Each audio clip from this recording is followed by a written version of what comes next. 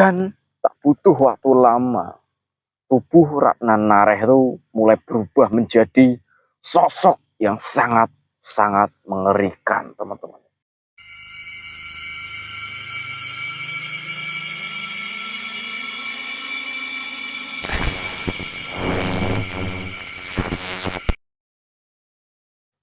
Assalamualaikum warahmatullahi wabarakatuh. Bertemu lagi dengan gua ya, Dimas Asiham. Bagaimana kabar kalian? Semoga kalian selalu sehat, selalu dalam lindungan Allah Subhanahu wa taala, selalu dimudahkan dan diberkahkan rezekinya, dan tidak lupa selalu dimudahkan segala urusan-urusannya ya, teman-teman sekalian. Nah, kita akan melanjutkan video yang kemarin ya, tentang asal-usul dari Badarawuhi. Kita akan memasuki part 2. Oke. Di video sebelumnya kita sudah sama-sama tahu nih siapa tuh Ki Singoranu, siapa Surologo, dan kenapa Ratna Nareh sampai ke desa Wonontoro kala itu, teman-teman. Yang belum nonton tuh tonton dulu ya part 1. Oke, untuk melanjutkan part 2 ini. Dan di akhir video itu ya, si Ratna Nareh ini kan mau mengambil alih posisi pemimpin kala itu. Kala itu kan masih dipimpin oleh Macan Sikep dan akan diambil alih oleh si Ratna Nareh ini. Oke, jadi kita akan bahas kelanjutan dari video kemarin tentang nasib masyarakat Wonontoro setelah dipimpin oleh Ratna Nareh. Tanpa berlama-lama lagi lah, kita akan memasuki videonya. Ini dia ceritanya.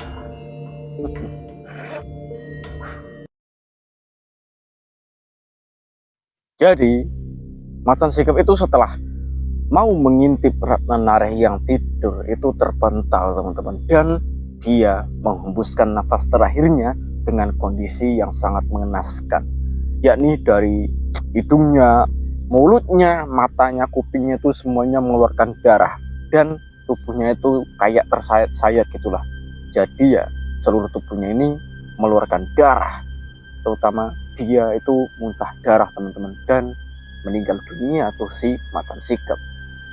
Setelah itu Ratna Nareh ini bukannya takut, tetapi Ratna Nareh ini malah menghampiri jasad Macan Sikep dan menjilati darah yang keluar dari tubuhnya. Itu sangat ngeri ya, teman-teman. Kemudian Ratna Nareh ini berkata kepada penduduk desa dengan sangat bangganya tuh ya. Dengarkan penduduk desa Wonontoro, aku Ratna Nareh akan mengambil alih kepemimpinan desa ini. Jadi kalian semua harus patuh kepadaku tanpa terkecuali. Masyarakat yang mendengar itu sontak kaget ya, teman-teman. Tapi itu masyarakat pun ada yang merasa senang karena kepemimpinan Macan Sikep ini berakhir.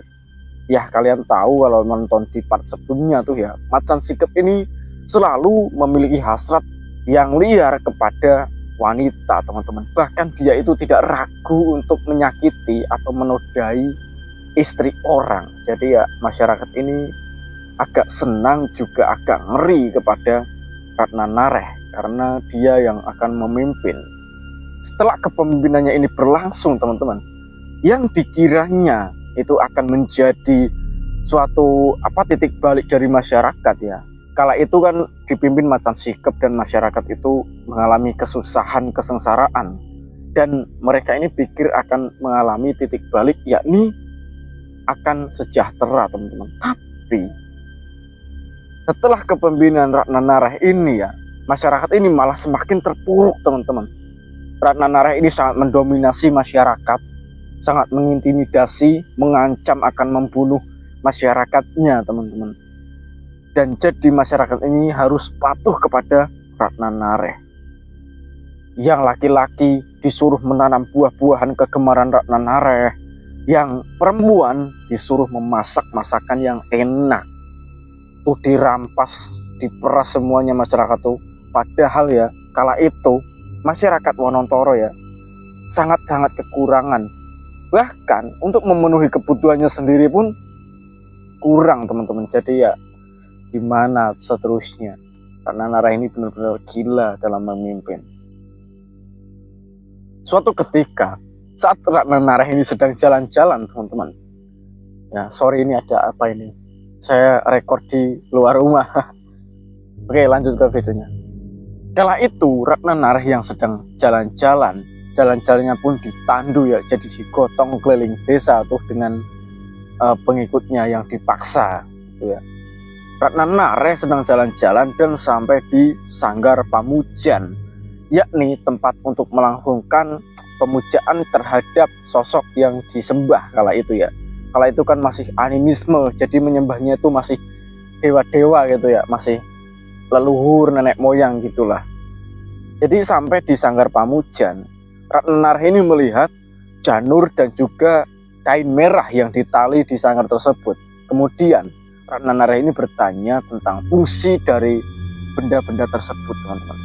Dan masyarakat yang ditanya itu menjelaskan bahwa adanya janur dan juga kain merah itu diperuntukkan agar masyarakat tidak memasuki alas atau hutan yang mengarah ke Sanggar Pamujan itu, teman-teman.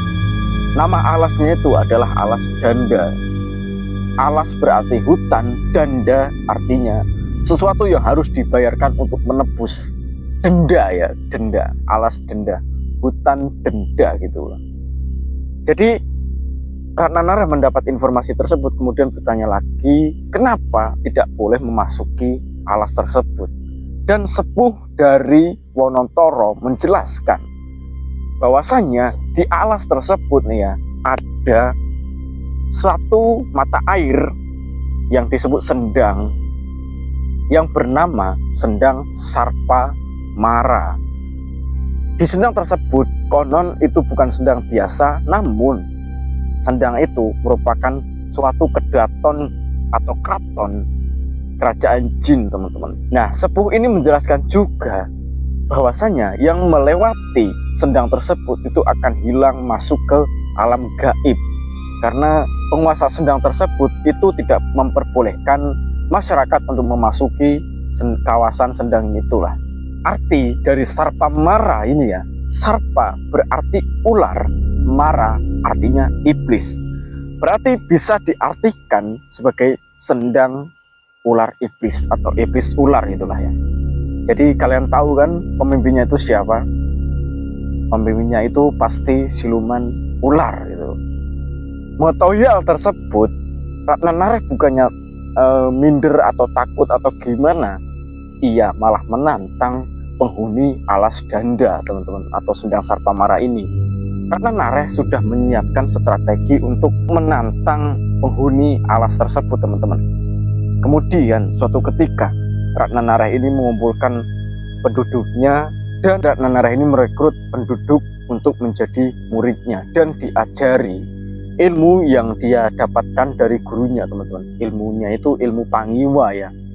Ilmu Pangiwa ini adalah mantra kuno yang dikembangkan oleh raja-raja atau dianut oleh raja-raja pada zaman Sriwijaya hingga Singasari, teman-teman. Dan kemudian diselewengkan oleh calon arang. Jadi calon arang ini menyelewengkan ilmu yang sebenarnya baik. Ilmu ini adalah ilmu kerohanian yang sebenarnya baik, teman-teman. Diselewengkan menjadi ajian wegik atau ilmu hitam tingkat tinggi. Jadi sangat mengerikan ini ilmu hitamnya, tingkat tinggi gitu ya. Masyarakat Wonontoro yang menjadi muridnya ini diajari ajian wegik ini, teman-teman, atau ilmu hitam ini. Diajari, dan suatu ketika Ratna Nara ini meminta muridnya ini untuk mengumumkan agar seluruh penduduk itu berkumpul di Sanggar Pamujan. Setelah penduduk berkumpul, kemudian Ratna Nara ini mengumumkan agar mereka mengadakan suatu pertunjukan, teman-teman, yakni pertunjukan tarian. Pada awalnya masyarakat ini takut dan tidak mau, teman-teman, karena sudah lama tidak ada pertunjukan di desa Wonontoro. Hal ini disebabkan karena setiap ada pertunjukan gitu ya, akan ada penghuni alas Danda, Sendang Sarpa Mara ini akan datang, penghuninya itu akan datang, jin-jin itu akan datang dan membawa serta Sukma, salah satu penarinya, teman-teman. Jadi ketika pertunjukan usai itu akan ada ya. Jadi yang ditakutkan itu adalah hal seperti itu. Namun Ratna Nareh ini lagi-lagi tidak takut dan tetap melaksanakan pertunjukan tersebut, teman-teman. Yang laki-laki yang masih berjaga disuruh untuk memainkan tetabuhan, musik, dan yang perempuan ini disuruh untuk menari yang masih perawan, teman-teman. Kenapa yang berjaga dan juga perawan?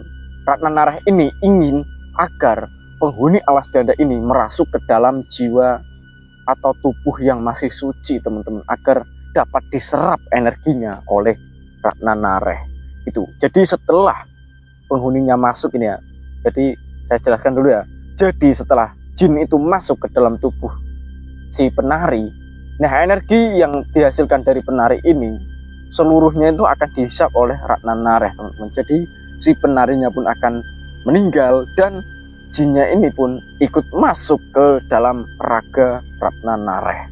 Selain menantang penghuni alas danda, Ratna Nareh ini juga ingin mempraktekkan kawisesan atau ilmu yang ia pelajari sejak zaman dahulu, teman-teman. Ratna Nareh ini meyakini bahwa energi yang paling murni itu dihasilkan dari getaran, teman-teman. Energi yang paling kuat dan murni ini dihasilkan dari getaran. Jadi getaran yang semakin kuat itu akan menghasilkan kerusakan, daya rusak yang besar pula. Nah, Ratna Nareh ini gila. Ratna Nareh ini berpikiran bahwa getaran itu dapat dihasilkan dari gerak tari yang dilakukan secara lembut, teman-teman. Jadi ya seperti itulah mengapa Ratna Nareh mempersiapkan itu semua sedemikian rupa agar dapat menyerap energi tersebut, teman-teman.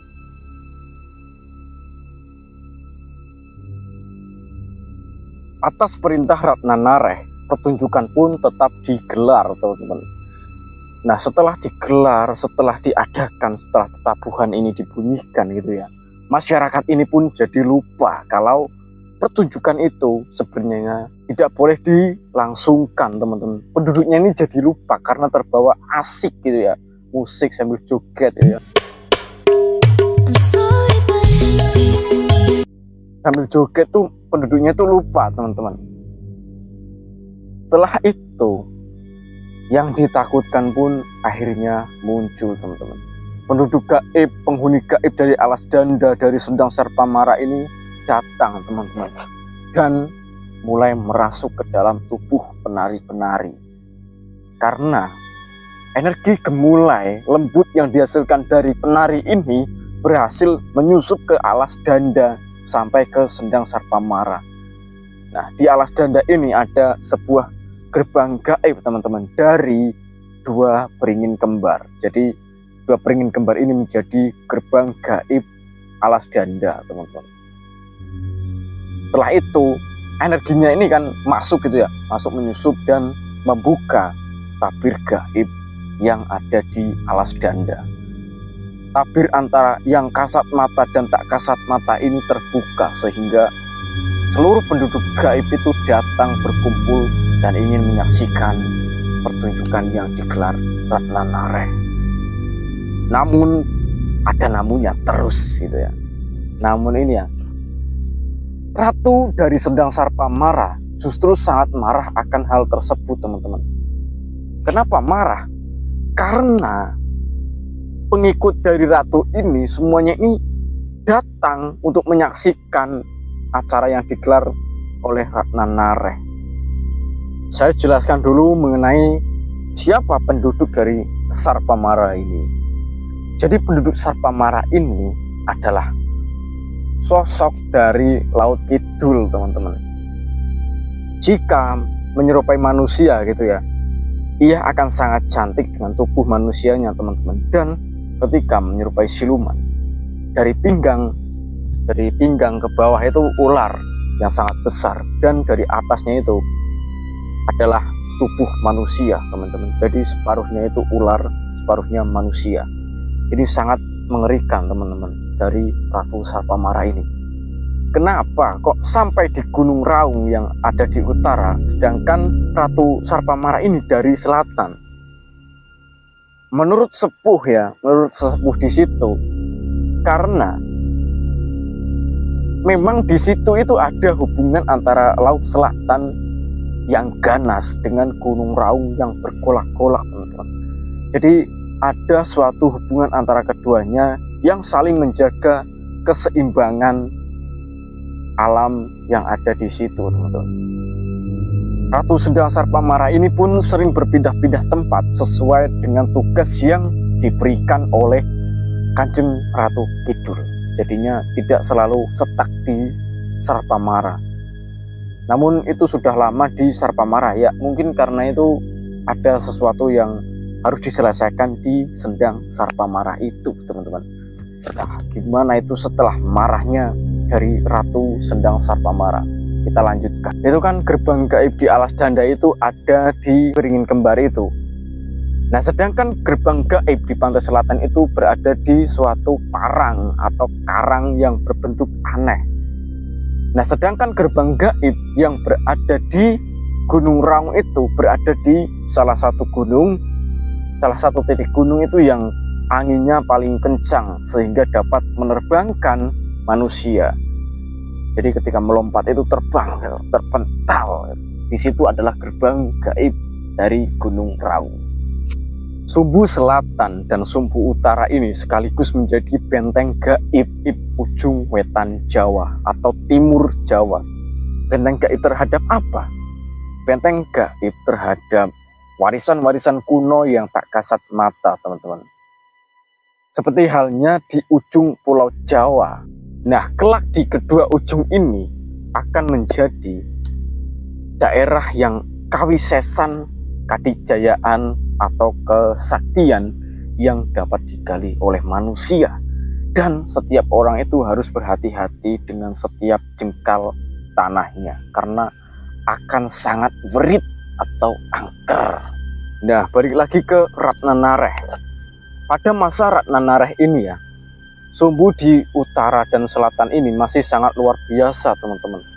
Jadi benteng gaibnya ini atau gerbang gaibnya itu masih berfungsi menjadi lintasan yang di setiap lintasannya itu terdapat penjaga atau anak buah atau prajurit dari pantai selatan, teman-teman. Jadi itu dari selatan ke utara itu ada suatu titik yang dijaga oleh pengikut pantai selatan atau Kanjeng Ratu Selatan.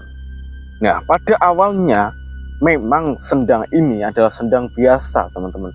Sebelum didatangi oleh senopati dari pantai selatan dengan sandangan kebesarannya, yakni pakaian berwarna hijau, teman-teman.